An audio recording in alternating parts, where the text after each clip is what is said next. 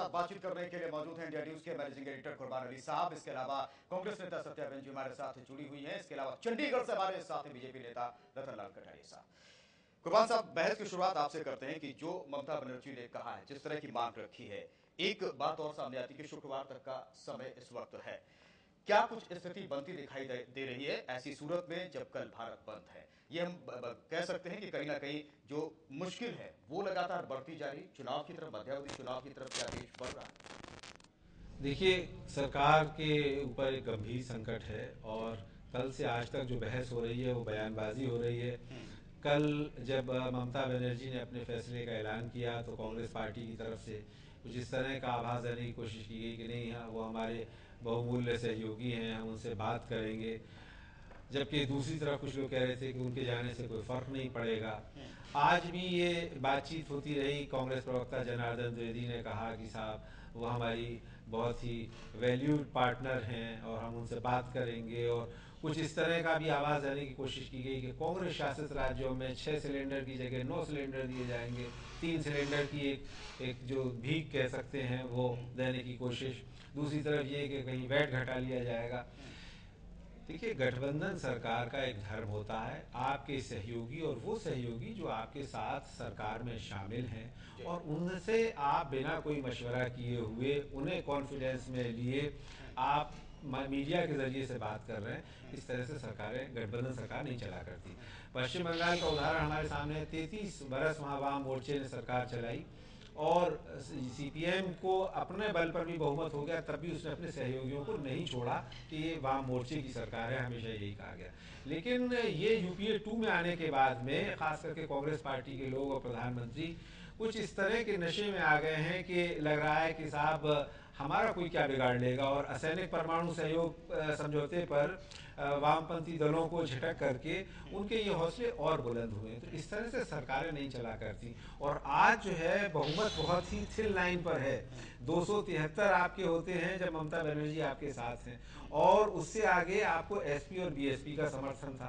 अभी भी आप ये कोशिश कर रहे हैं कि एसपी को किसी तरह से पटा लेंगे, मना लेंगे या बीएसपी को कर लेंगे और 273 का 71 का जो जादुई आंकड़ा है वो हम छू लेंगे। लेकिन ये छू भी लें और सरकार विश्वास मत हासिल भी कर ले, लेकिन सरकार का इकबाल जो है वो गिर चुका है और उसकी मरम्मत करने में अभी बड़ा वक्त लगेगा। लेकिन हाँ, ममता बनर्जी ने जिस तरह से अभी उनको समय दिया है, अगर यूपीए के कर्णधारों को और कांग्रेस पार्टी के नेताओं को कुछ सद्बुद्धि आ जाए तो ये संकट टाला जा सकता है। वरना मनमोहन सिंह के ऊपर तलवार लटक गई है, काउंटडाउन शुरू हो चुका है। कुर्बान साहब, जब आज कोर ग्रुप की बैठक हुई कांग्रेस की, तब पी चिदम्बरम ने भी कहा था कि एफडीआई के मसले पर कुछ नहीं हो सकता है। लेकिन जो शुक्रवार तक का समय ममता बनर्जी ने दिया है और जिस पर पी चिदम्बरम साहब ने एक तरीके से ढील नजर आई है कि कहीं ना कहीं कुछ मान मुलव्वल की बात हो सकती है, ऐसी सूरत में जो निर्भरता एसपी बीएसपी पर है वो कितनी बढ़ जाती है और कितनी अहम ऐसी सूरत में जब खुद एसपी बंद का समर्थन कर रही है और कहीं ना कहीं मुश्किलें सरकार के लिए खड़ी कर रही है? लेकिन एसपी के बारे में और बीएसपी के बारे में भी ये ख्याल किया जाता है कि वहाँ एक सीबीआई भी है और उसके चलते हुए इन दोनों पार्टियों के मत बदलते रहे हैं। और अभी भी लोगों को ये विश्वास नहीं है कि एसपी और बीएसपी यूपीए के खिलाफ चले जाएंगे अगर संसद में मतदान होता है। मगर अभी तो सबसे बड़ा सवाल ये है कि सरकार को विश्वास मत हासिल करना चाहिए, क्योंकि तकनीकी रूप से सरकार संकट में आ गई है और उसका पैमाना जो है, उसका लिटमस टेस्ट वो सिर्फ लोकसभा की बैठक करके ही हो सकता है। तो वो जो एल के अडवाणी साहब की मांग है वो बिल्कुल जायज़ है कि इस वक्त सरकार को अपना विश्वास मत हासिल करके जनता को दिखाना चाहिए कि वो है, और वो भी कर लें। तो साल भर का भी टाइम है सरकार को चुनाव से। अब वो साल भर बाद जाना चाहती है, पहले जाना चाहती है, उसे तय करना है। सत्यावेन जी, बड़ा सवाल अब ये उठता है कि डीएमके ने भी समर्थन कर दिया है बंद का। ममता जी ने कहा है कि ये अड़ियल रुख है सरकार का, इस वजह से ये फैसले लिए गए हैं। ऐसी सूरत में अब सरकार के सामने बीजेपी भी कह रही है कि ये अल्पमत के फैसले हैं। देखिए, ऐसा है, बीजेपी को या एनडीए को ज़्यादा खुश होने की ज़रूरत नहीं है। ममता जी का जो व्यवहार है या उनका स्वभाव है वो तो सभी जानते हैं।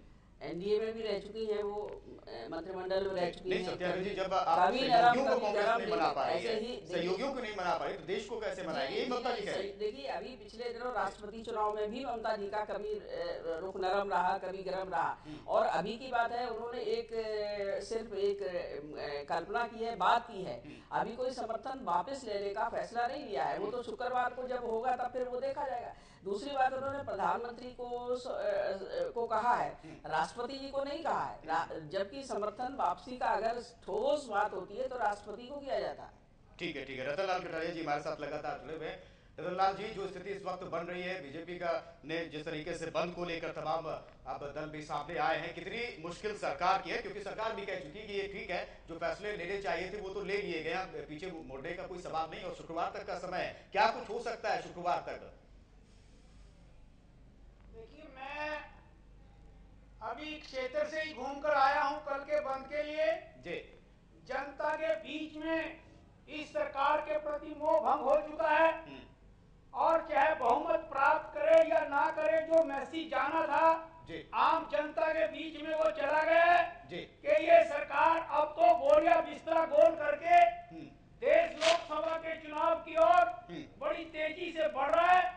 क्योंकि हमारा जो स्टैंड था एनडीए का, बीजेपी का, उस स्टैंड को भी इन्हीं के अलाई ने इंडिकेट किया है। एसपी जो है वो कल पार्टिसिपेट कर रही है और डीएमके कर रही है। हालांकि ये कांग्रेस की बी टीम हम मानते हैं कि वो नहीं चाहते कि किसी तरह से एनडीए जो संघर्ष कर रहा है इस सरकार के खिलाफ, जिस तरह का आम आदमी के साथ छलावा हुआ है, हिंदुस्तान के अंदर ये पहला अवसर है 65 साल की आजादी में कि जब इतनी जो है अमीर और गरीब की हाई यूपीए नहीं रतनलाल जी, सरकार के सामने मुश्किल उतनी नहीं है, बहुमत का आंकड़ा भी उनके पास है, आप कह रहे हैं कि हुकूमत के फैसले थे। देखिए, सरकार तो जाने वाली है और सरकार अल्पमत में आ गई है। अब कोई भी व्यक्ति इस सरकार का यकीन करने वाला नहीं है। प्रधानमंत्री जी ने विदेशों में अपनी छवि बचाने के लिए कि जो जितनी भी रेटिंग एजेंसी थी, चाहे वो हिंदुस्तान की थी चाहे वो बाहर की थी, जब मनमोहन सिंह जी को एक इनइफेक्टिव और एक कमजोर प्रधानमंत्री, रतनलाल जी चर्चा से हट रहे हैं। कुर्बान साहब, अब बड़ा सवाल ये, रतनलाल जी कह रहे हैं कि इस तरह की स्थिति इस वक्त बन रही है, मध्यावधि की तरफ देश बढ़ रहा है। अब सवाल ये है कि आप पहले रतनलाल जी से अनुरोध कर लें कि वो देश को, राष्ट्र को संबोधित ना करें, आम अंदाज में बात करें इस तरह से। कुर्बान साहब, अब सवाल ये है कि जिस तरह समाजवादी पार्टी, बहुजन समाज पार्टी, अब किस तरह की स्थिति, क्योंकि हमने रामगोपाल जी की बात सुनी, उन्होंने साफ तौर पर कहा है कि कहीं ना कहीं संदेश दे दिया है कि हम भी हैं, आपने गलत फैसला किया है और कल के बाद क्या होगा। नहीं, ये तो समाजवादी पार्टी की कथनी और करनी अपने आप सामने आ रही है। अगर आप इसका विरोध करते हैं सरकार का, आप कहिए खुल करके कि हाँ भाई, आप चाहते हैं कि आप ये वापस लें, अगर नहीं लेंगे तब हमारे लिए मुश्किल होगा सरकार से समर्थन वापस कर, लेकिन साथ में ये भी ये संदेश देना कि नहीं साहब हम समर्थन भी दे रहे हैं, तो फिर विरोध करने का नाटक नहीं होना चाहिए। या तो आप पक्ष में है या विपक्ष में है, ये बीच का ढिलमुल रवैया नहीं, या आप इस पर खामोश रहिए कि जैसे बीएसपी ने अभी तक कोई अपना स्टैंड नहीं लिया। उन्होंने कहा है कि वो 20 तारीख को फैसला करेंगे, उसके बाद में देखा जाएगा। तो कोई भी सवाल बीएसपी पर नहीं उठा रहा है। समाजवादी पार्टी में सवाल ये इसलिए उठ रहे हैं कि आप पुरजोर विरोध कर रहे हैं, बंद में शामिल हैं। यानी उत्तर प्रदेश सरकार भी कल, उत्तर प्रदेश में समाजवादी पार्टी की सरकार के लोग वो बंद में शामिल होंगे, तो ये एक अजीब स्थिति है पहली बार। तो आखिर आप क्या करना चाहते हैं? दूसरी तरफ उन्होंने कहा हमारा पार्लियामेंट्री बोर्ड फैसला लेगा। तो ये जो मैसेज देने की कोशिश है कि हम आपके साथ हैं भी नहीं भी हैं, हम नीतियों का विरोध भी करते हैं, फिर भी समर्थन वापस नहीं लेंगे। ममता बनर्जी की कम से कम इस बात के लिए कदर की जानी चाहिए, इज्जत की जानी चाहिए कि वो, उन्होंने जो भी बात थी सबके सामने कही, खुले तौर पे कही, कोई किंतु परंतु नहीं है। उन्होंने कहा कि साहब हमारी उपेक्षा हो रही लगातार, हमसे कंसल्ट नहीं किया जाता, और जो कि वाजिब बात है। अगर चिदम्बरम साहब को इसी तरह से देश चलाना है, एफडीआई अभी 6 महीने पहले क्यों वापस ली थी? तब भी तो वापस ली थी आपने। अभी फिर ऐसी कौन सी मुसीबत आन पड़ी थी कि ये ऐसा करना देश हित में जरूरी हो गया था? जबकि सारे आंकड़े बता रहे हैं कि 5 करोड़ लोग और उससे 20 करोड़ लोग प्रभावित होंगे और उनकी रोजी। तो अभी इसमें मुसीबत क्या आ रही है? साल, 1.5 साल, 2 साल इस पर बहस हो जाए देश में, अगर एक सहमति बने और संसद उस पर मोहर लगाए तो आप लाइए। आप संसद में तो कुछ करते नहीं है, बाहर से आप ये फैसले थोपते हैं और फिर वो ये उम्मीद ये करते हैं कि सहयोगी या बाहर से समर्थन करने वाले लोग उनको मान लें। ये कौन सी बात हुई?